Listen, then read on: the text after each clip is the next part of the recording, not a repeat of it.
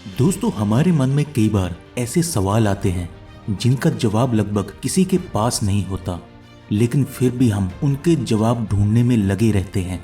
उन्हीं सवालों में एक सवाल है कि इस यूनिवर्स में स्वर्ग कहाँ पर है।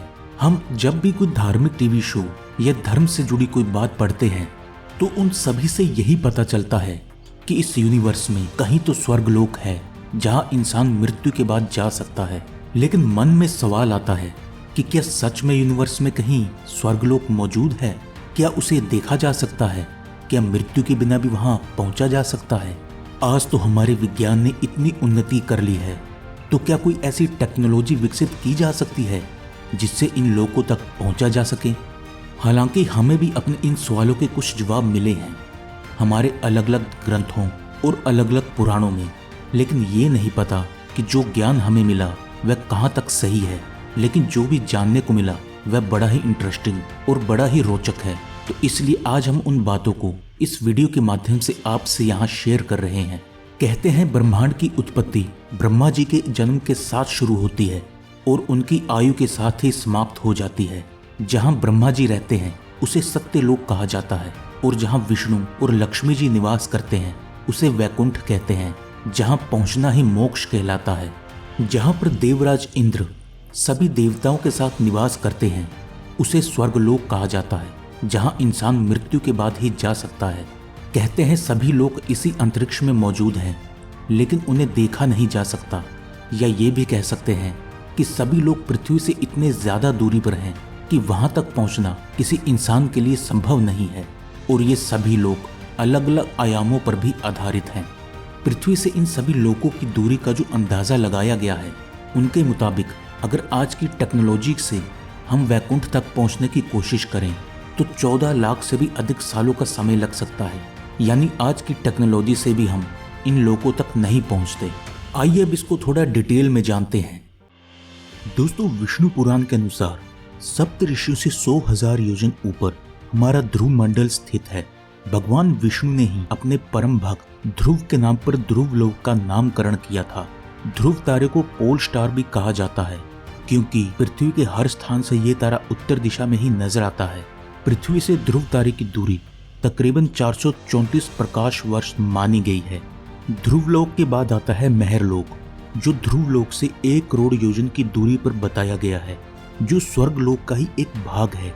और महरलोक के ऊपर 2 करोड़ योजन की दूरी पर है जनलोक, जहाँ पर ऐसी आत्माएं जाती हैं जो बिना किसी स्वार्थ के दूसरों की मदद करते हैं। उसके बाद बारी आती है तपोलोक की, जो जनलोक से लगभग 8 करोड़ योजन की दूरी पर बताया गया है, जिसे स्वर्गलोक का सबसे ऊंचा और सबसे श्रेष्ठ स्थान माना जाता है। यही वह स्थान है जहां सभी देवी देवता निवास करते हैं।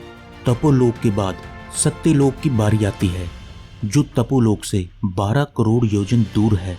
सत्यलोक में ही परमपिता ब्रह्मा जी और माता सरस्वती रहते हैं। कहते हैं यहाँ आत्माएं नहीं जाती, और अगर जाती भी हैं तो केवल उन्हीं लोगों की जो कई जन्मों से पुण्य कर्म करते आ रहे हैं। वैकुंठ तक जाने को ही मोक्ष कहा गया है। हालांकि पुराणों के अनुसार वैकुंठ से ऊपर भी गोलोक, जो वैकुंठ से 50 करोड़ योजन की दूरी पर है, जहां भगवान विष्णु और माता जी का स्वरूप भगवान श्री कृष्ण और राधा जी निवास करते हैं।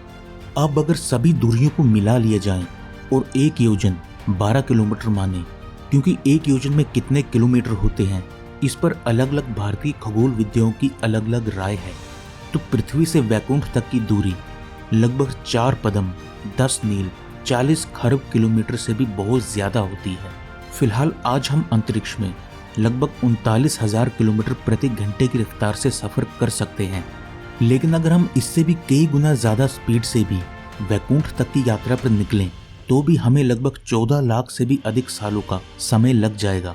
यानी आज की टेक्नोलॉजी के हिसाब से भी हम वैकुंठ तक नहीं पहुंच सकते, और शायद आगे भी कोई ऐसी टेक्नोलॉजी विकसित ना हो। दोस्तों, कहा जाता है कि वैकुंठ में सूर्य, अग्नि या बिजली आदि से प्रकाशित नहीं होता, वो स्वयं ही प्रकाशित है, और यहाँ समय का भी कोई प्रभाव नहीं होता। यहाँ पर रहने वाले लोग हमेशा जवान और सुंदर दिखाई देते हैं। भगवत गीता में भगवान श्री कृष्ण कहते हैं कि जो लोग मेरा ध्यान करते हैं और साथ ही मृत्यु के समय भी मेरा नाम लेते हैं, वो मोक्ष प्राप्त कर मेरे लोक वैकुंठ को जाते हैं। कहते हैं कि वैकुंठ के बीचों बीच श्री हरि का महल या अंतपुर या जिसे निवास स्थान कहा जा सकता है, और ये सुंदर गोपुरम और मणियों से युक्त है। यहाँ पर इस नगर के 4 द्वार हैं। पूर्व के द्वार पर चंड प्रचंड, पश्चिम के द्वार पर जय विजय, उत्तर के द्वार पर धाता विधाता और दक्षिण के द्वार पर भद्र सुभद्र का पहरा रहता है।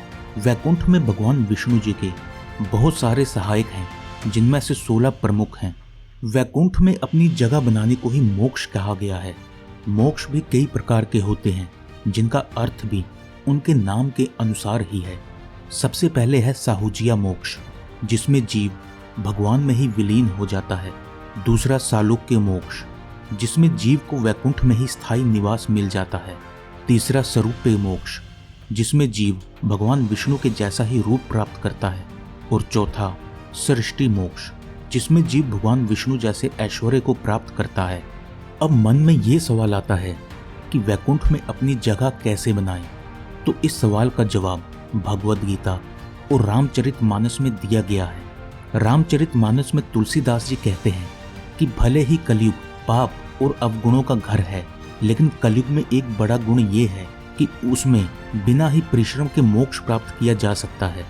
सतयुग, त्रेतायुग और द्वापर युग में जो स्थान कठिन पूजा, यज्ञ और योग तप के आदि पर प्राप्त होता है, वही स्थान कलयुग में लोग केवल भगवान के नाम जप से प्राप्त कर सकते हैं। इस प्रकार भगवद गीता में भी मोक्ष प्राप्ति के रास्ते बताए गए हैं।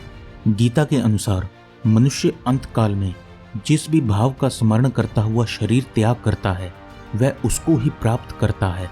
दोस्तों, हम आज तक ये भी सुनते आए हैं कि नारद जी नारायण नारायण का जाप करते हुए सभी लोकों की यात्रा करते रहते हैं।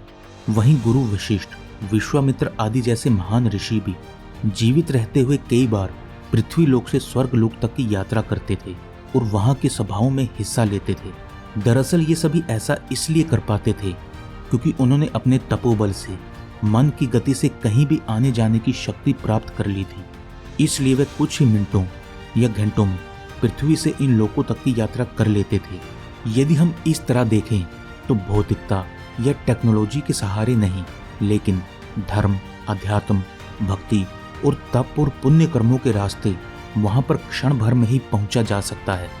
तो दोस्तों, आपको वीडियो कैसी लगी कमेंट बॉक्स में हमें ज़रूर बताइएगा और वीडियो को लाइक और शेयर ज़रूर कीजिएगा। जय श्री राम।